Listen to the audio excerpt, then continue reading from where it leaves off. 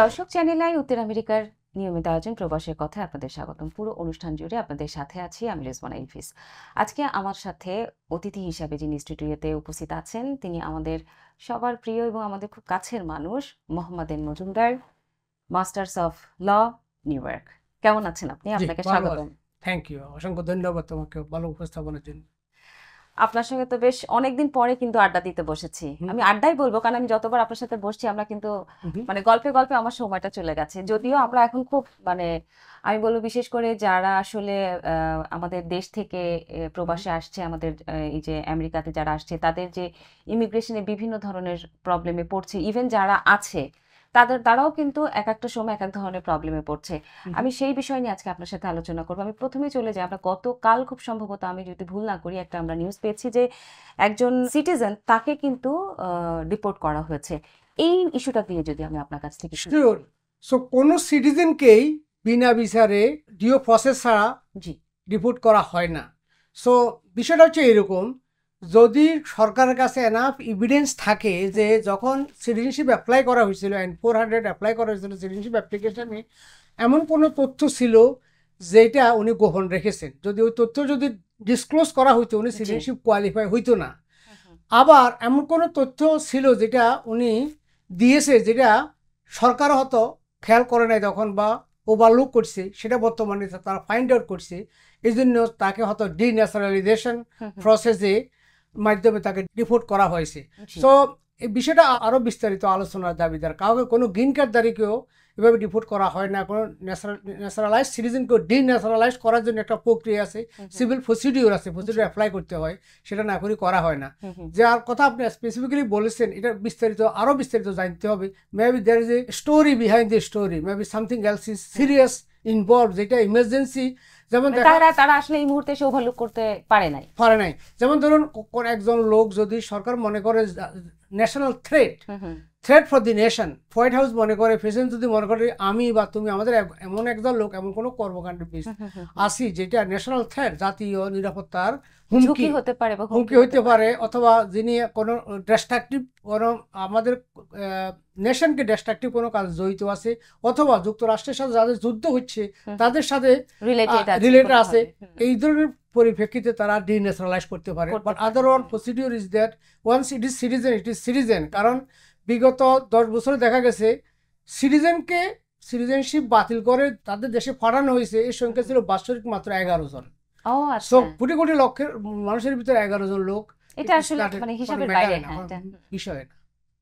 আমি আরো একটু জানতে চাই, আপনার আসলে আপনি সবসময় এই বিষয়গুলো নিয়ে আপনার ইনফরমেশন সবাই পাই, তারপরে যেহেতু আপনি আমার আজকে অতিথি সেই জন্য জানান যে আমরা প্রথম দিকে শুনেছিলাম যে যারা গ্রিন কার্ড হোল্ডার তারা কিন্তু এই মুহূর্তে আমেরিকার বাইরে যাওয়াটা উচিত হবে না, বাট এখন কিন্তু আবার একটু শিথিল হয়েছে মনে হয়। আপনি যদি একটু বিস্তারিত আমাদেরকে বলুন সেটা নিয়ে। সো আমেরিকার গ্রিন কার্ডধারী যারা তারা বাইরে যাওয়া অত্যন্ত নিরাপদ বলে আমি মনে করব। তবে প্রত্যেকটা রুলের এগেনস্টে একটা এক্সেপশন আছে। এক্সেপশনটা হলো এরকম, যদি আপনার গ্রিন কার্ডটা ফ্রডুলেন্ট ওয়েতে পেয়ে থাকেন, কোনো তথ্য গোপন করে পেয়ে থাকেন, কোনো মিথ্যা তথ্য দিয়ে পেয়ে থাকেন, এবং সেটা যদি সরকার গোচরীভূত হয়, দেখা গেল বাংলাদেশ থেকে আসার সময় আপনার চেক করা হলো ব্রিফলি আপনার গ্রিন কার্ড এলিয়েন, তখন দেখা গেল যে না এই নামে সে আরেকটা না, এই বায়োগ্রাফিক্যাল ইনফরমেশনে উনি অন্য নাম আরেকটা কেস ফাইল করেছিল, অথবা সেম নেম কিন্তু অন্য ডেট অফ বার্থ দিয়া, অথবা সেম ডেট অফ বার্থ অন্য নাম দিয়া, অথবা ফ্যারেন্স নেম লুকায়িত করে।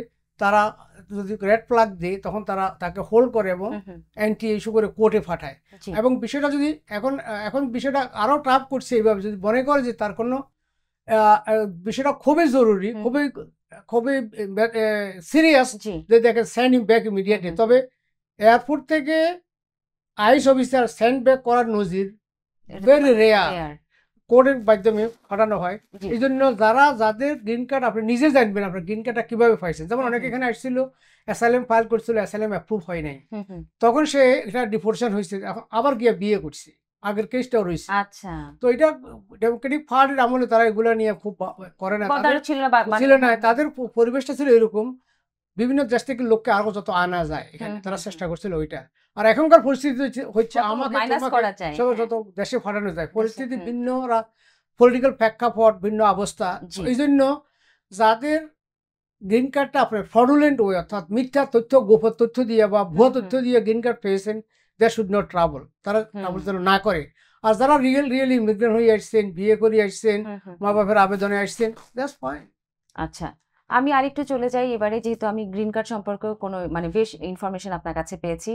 যারা আসলে অ্যাসাইলাম করতে চায়, অনেকে এখন তো আসলে বর্ডার দিয়ে আসার সেই সুযোগটা এই মুহূর্তে নাই, কিন্তু যারা ধরেন এয়ারপোর্ট দিয়ে যাদের I-94 আছে, সেই ক্ষেত্রে তারা যদি আসলে অ্যাসাইলাম করতে চায়, আসার পরে হয়তো B1 B2 তে আসছে, সে অ্যাসাইলাম করবে, তাদের ক্ষেত্রে আসলে কি ধরনের সতর্কতা ইনফরমেশন দেওয়ার ক্ষেত্রে, বা কতদিন পরে তারা আসলে এলিজিবল হচ্ছে অ্যাসাইলাম করবে? সো অ্যাসাইলামের প্রসিডিউরে কোনো প্রকার পরিবর্তন হয় নাই, জি, যেটা আরো 10 বছর আগে ছিল সেম থিং, আচ্ছা, বাট পরিবর্তন হচ্ছে প্রসিডিউরাল। এখন কোনো বোগাস, মিথ্যা এবং ইনকমপ্লিট, যেটাকে বলে ইনকমপ্লিট অ্যাপ্লিকেশন যদি হয়, যে সামারিলি ডিসমিস করে এবং তাকে ডিপোর্ট করা হয়। যেমন অনেক শুনেন না, হিয়ারিং এ গেছে, হিয়ারিং এ যাওয়ার পরে ওখান থেকে আইএস এরা কোনো কেস কোনো মেরিটে নাই। যেমন একটা রিয়েল এক্সাম্পল দিই, অ্যাসাইলাম অ্যাপ্লিকেশনে একটা 5টা ক্রাইটেরিয়া থাকে। জি, যেমন আপনি ডিসক্রিমিনেট হয়েছেন আপনার দেশে based on race, religion, colour, Creed and political opinion. G, so এই 5টি কারণ যদি না থাকে তাহলে রাজনৈতিক আশ্রয় প্রার্থনা করা যায় না। আচ্ছা, অনেকে দেখুন বিভিন্ন ল ফার্মের থেকে ওনার ভাইয়ে করছিল বা সাথে গেছিল বা ওনার বাপে করছিল, উনি কিছুটা স্মার্ট, উনি নিজে নিজে ফর্মগুলো ফিল আপ করতে গিয়ে ওই 5টা বক্সের কোনোটাই মার্ক করে নাই। জি, কারণ সেখানে বলা হয়েছে এবং উনি বলছে এখানে এডিশনাল শিট দিয়ে বলছে না, বাংলাদেশে সাদাবাজার অত্যাচারিত ছিলাম, ডোমেস্টিক ভায়োলেন্সে শিখেছিলাম, বাট এটা কিন্তু পলিটিক্যাল অ্যাসাইলাম পাওয়ার বেসিস না, জি, elements বা criteria না। So when you do not meet the elements and criteria of an asylum, আসলে আপনি that's called eligible defective filing. So defective filing এর আগে রুল ছিল তারা ডিনাই করিয়া কোর্টে পাঠাইতো, বাট এখনকার directive order for white House থেকে যে যার কোনো পিটিশনটা ডিফেক্টিভ, তাহলে আবার কেন আবার ওকে এতে আপনি যাবে? সুযোগ দিয়ে আমি সরকারে খরচ করবো কেন? আচ্ছা, কারণ সেই প্রেক্ষাপটে এখন প্রত্যেকটা অ্যাপ্লিকেশনের ফি বেশি দেওয়া হচ্ছে, প্রসিডিউর স্ট্রিক্ট করা হচ্ছে। তো সেই জন্য যারা যায় যে অ্যাপ্লিকেশন করেন, you better be very very careful. No, কারণ আমরা যারা প্রবাসী বা বাংলা বিভিন্ন দেশ থেকে আসছি, আমাদের অনেক লোক সিস্টেমকে অ্যাবিউজ করছে, ব্যাংক্রাপসি করিয়া ফাইল করিয়া হজ করতে চলে গেছে। আমাদের লোকেরা বোনকে বিয়ে করিয়ে আবার এখানে নিয়ে আসছে। আমাদের লোকেরা আচ্ছা, মানে এরকমও আসলে হ্যাঁ, আমাদের লোকেরা একটা বিয়ে করছে, সেটা কাজ হয় না, আর একটা বিয়ে করছে। আমাদের লোক বলতে বলছে আমরা ইমিগ্রেন্ট কমিটি, আমি শুধু বাঙালি বলতেছি না, বুঝেছি, হ্যাঁ, এভরি নেশন এভরিথিং। সো আমাদের ইমিগ্রেন্ট কমিউনিটি আমরা উই মেড লর অফ মিস্টেকস এবং মিস্টেক অনেক সময় ইচ্ছাকৃত ফ্রডুলেন্ট আমরা করছি। ওই ফ্রডুলেন্ট একটা কথা, একে নষ্ট করে সবে দুঃখ পায়, বালকে আগুন দিলেও বড় জ্বালা যায়। এটা বলছে যে কোনো একটা লোকের ভুলের কারণে, দুটা লোকের ভুলের কারণে, যেমন র্যাকেন রাইলি একটা কেন হইলো, একটা লোক নিউ ইয়র্কে একবার অপরাধ করছে, তাকে মুক্তি দেওয়া হয়েছে, দুবার অপরাধ করছে, তাকে বেল দেওয়া হয়েছে, কোনো বিচারে হয় নাই, তৃতীয়বার জর্জিয়াতে গিয়া মেডিকেল স্টুডেন্টকে রেপ করছে, নট অনলি রেপ, তাকে হত্যা করছে। জি, জি, তো ট্রাম্প অ্যাডমিনিস্ট্রেশন এটা হাতিয়ার হিসেবে ব্যবহার করে এন্টায়ার আমেরিকা জুড়ে এসে বলছে যে দেখো ইমিগ্রেন্টরা, ইলিগাল লোকেরা, আনডকুমেন্টেড লোকেরা আমার দেশে আসি, একবার ক্রাইম করছে, দুইবার ক্রাইম করছে, আমরা যদি প্রথমবারে তাকে ডিপোর্ট করতাম তাহলে আসলে এই মেয়েটা সে চান্স পাইতো না। So that's the trend. এবং জনগণ এটাকে নিচে, যেটা আমেরিকান হোয়াইট সুপ্রিমিস্ট যেটাকে বলা হয়, কট্টরপন্থী, তারা বলে যে ইয়েস দিস ইজ রং, এবং তারা জেগে উঠছে, ফুলে উঠছে। এবং তাদের সাথে আমাদের মুখ্য কতগুলো ইমিগ্রেন্ট আছে, মুসলমান আছে, তারাও ট্রাম্পকে ভোট দিছে। ট্রাম্পের সেফটি আনবে, সিকিউরিটি আনবে, ইকোনমিক প্রসপারিটি আনবে, যুদ্ধ বন্ধ করবে, তার কথায় বিশ্বাস করছে। বিশ্বাসের কারণ ছিল জো বাইডেনের আমলে, একটা এক্সাম্পল দিই, একটা দেশ থেকে একটা বর্ডার ক্রস করে কি একদল লোক আসছে, তাদের বাসে করে এয়ার কন্ডিশন বাসে আনা হয়েছে, আবার 5 স্টার হোটেলে রাখা হয়েছে।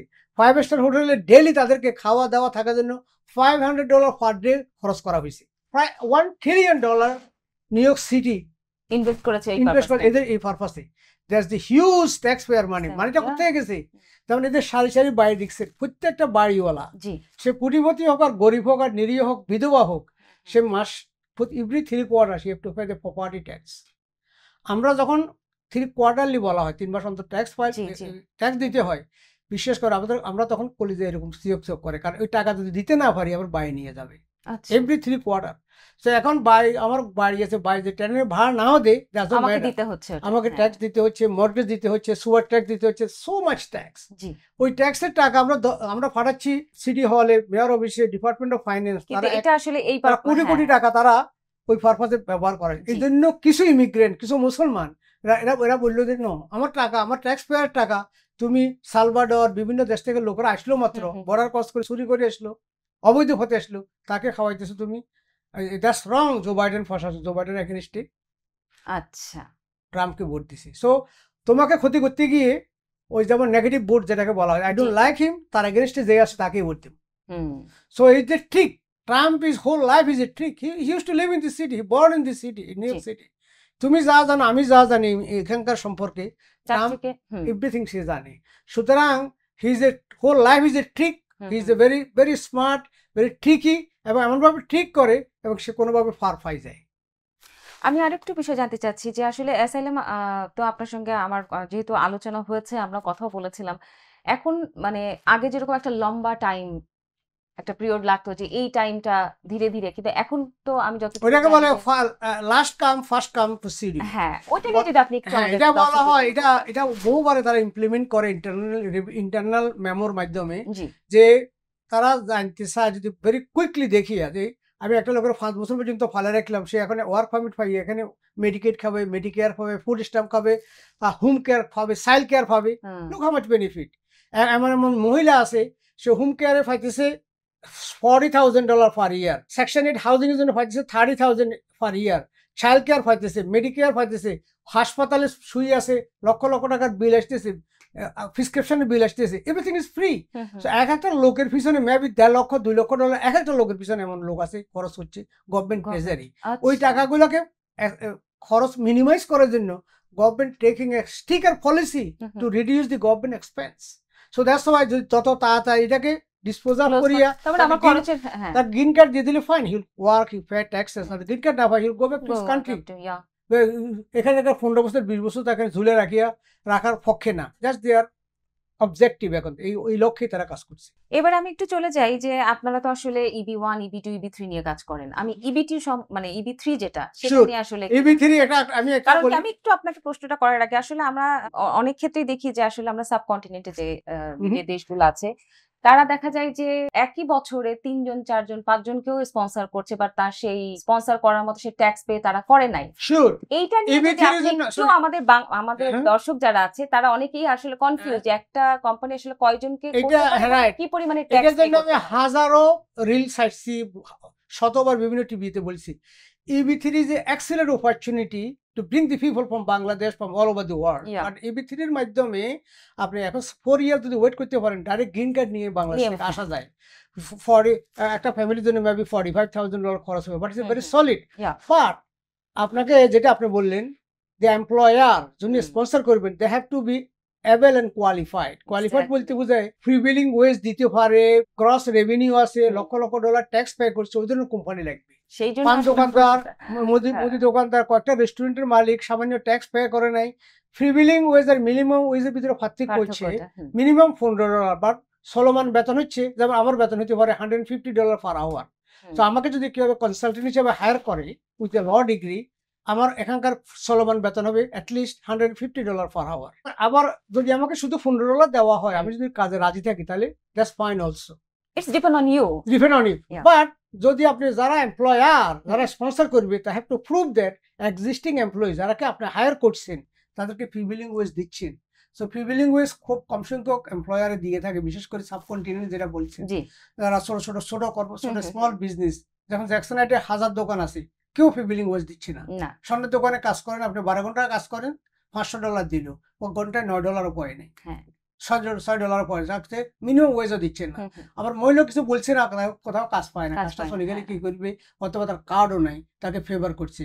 সো এটা আবার যদি সে লেবার ডিপার্টমেন্টে কল দেয় 3 বছর পরে, তাকে কিন্তু ওই $9 যদি দিয়ে থাকে, $6 পার আওয়ার 5 বছরের টাকা আদায় করতে পারবে, টোটাল টাকাটা সে তখন আদায় করতে পারবে। দ্যাটস সিরিয়াস, বাট পিপল সাধারণত যায় না। But I am not instigating, but আমি লোকের এনকারেজ করতেছি না এমপ্লয়ের বিরুদ্ধে। জাস্ট ইনফরমেশন গুলো আসলে ইনফরমেশন দিচ্ছি। আপনার সাথে কথা There are so much law. Look, there are so much law.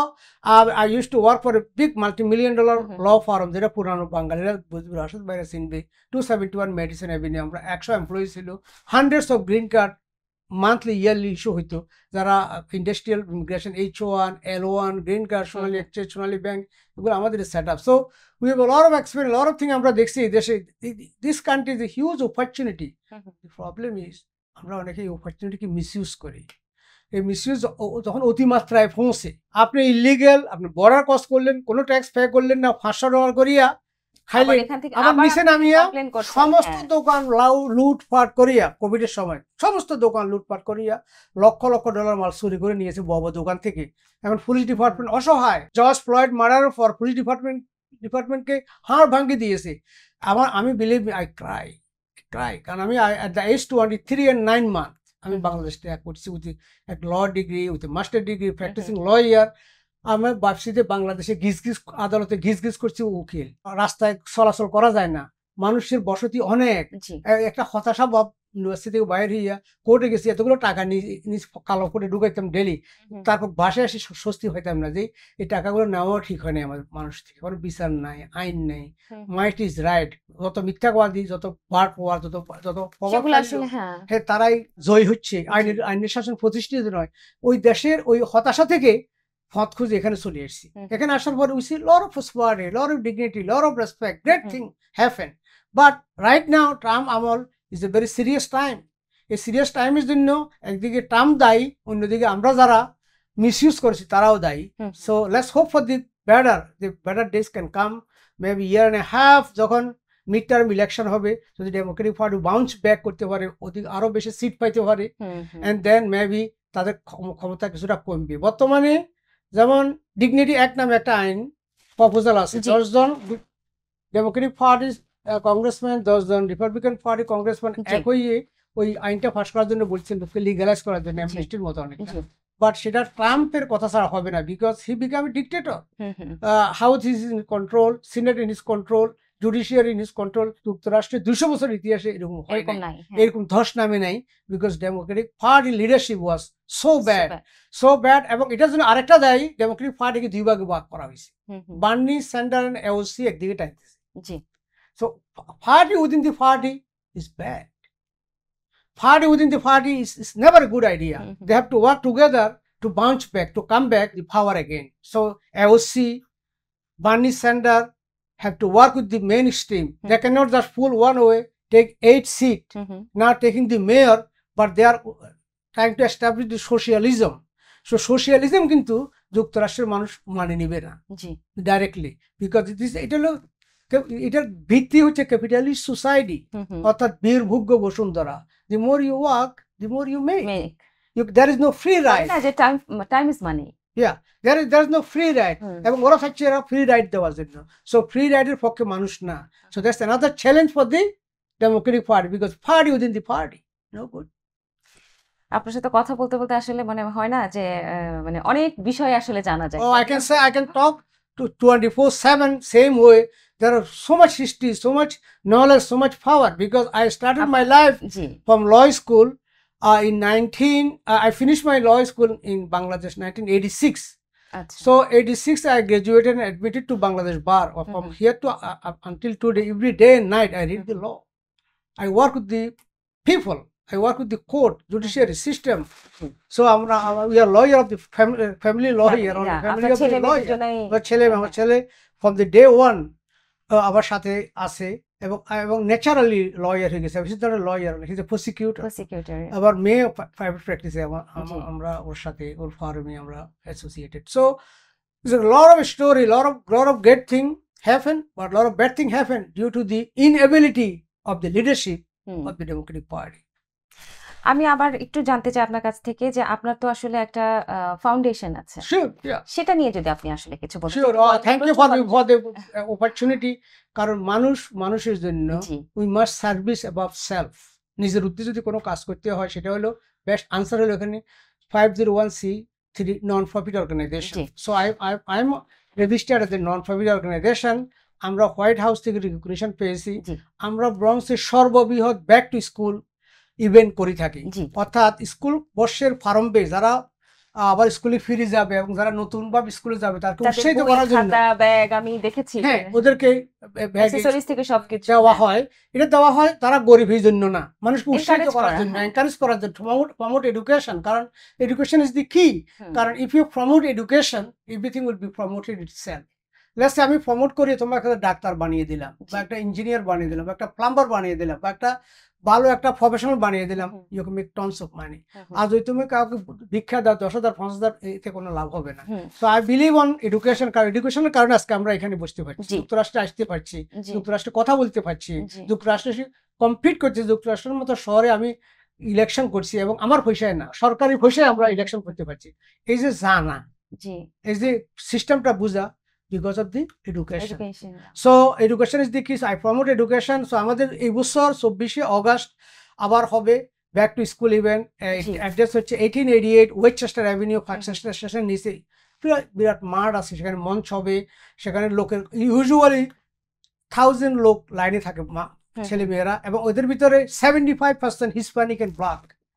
আর আমাদের লোকাল লোকেরা, আবার ওই বোর্ডের আমি চেয়ারম্যান। সো জি। ওই হিসাবে সবাই আমাকে চেনে, এবং আমি I feel proud of doing it. জি কারণ আমার ক্ষুদ্র প্রচেষ্টা যদি কেউ উপকৃত হয়, হয়তো 100 বছর পরে, 10 বছর পরেও তারা একটা ছেলে মনে রাখবে যে স্কুল বর্ষের প্রারম্ভে স্কুল শুরু, আপনার ওটা থেকে শুরু বই থেকে আমি হয়েছিল। শুরু করছি। This is the আপনাকে man. অসংখ্য অসংখ্য ধন্যবাদ আমাদের অনুষ্ঠানে আসার জন্য, এবং আজকে যে ইনফরমেশন গুলো আসলে আপনার কাছ থেকে আমরা পেয়েছি, আমার মনে হয় শুধু বাঙালি না, যারা এই অনুষ্ঠান আসলে দেখবে তারা সবাই উপকৃত হবে, এবং বিশেষ করে আমাদের প্রবাসী এবং সেটাই হবে আমাদের অ্যাচিভমেন্ট। হ্যাঁ আসতে চাই, তারা আসলে আমাদের এই প্রবাসের কথা দেখুক, এবং তাদের কারণেই কিন্তু মানে আমরা আসলে এই আয়োজনটা করেছি। আপনাকে অসংখ্য ধন্যবাদ। 1 মিনিটে যদি আপনি কিছু বলেন। শিওর। সো আমি লজ্জিত এবং দুঃখিত আমার আনঅফিসিয়াল আউটফিটের জন্য। আমি মনে হয় এই প্রথমবার কোনো টিভি শোতে ও পিকনিক থেকে আসি বসে গেছি। আমার সাথে আমাদের শুট ছিল, আমার গাড়িতে আমাদের আমি নিয়ে বসে আছে এখানে। আপনার অনুরোধে আর গায়ে দিই না, কারণ গরম, প্রচন্ড গরম আপনাকে বাইরে। অসংখ্য সো ধন্যবাদ। ভালো থাকবেন, সুস্থ থাকবেন। আবারও কোনো এক সময় কোনো এক শোতে সবার সাথে দেখা হবে। দর্শক, এই ছিল আজকের মতো। পরবর্তীতে দেখা হবে নতুন কোনো অতিথির সাথে। সেই পর্যন্ত ভালো থাকুন, সুস্থ থাকুন, দেখতে থাকুন চ্যানেল আই উত্তর আমেরিকার সকল আয়োজন।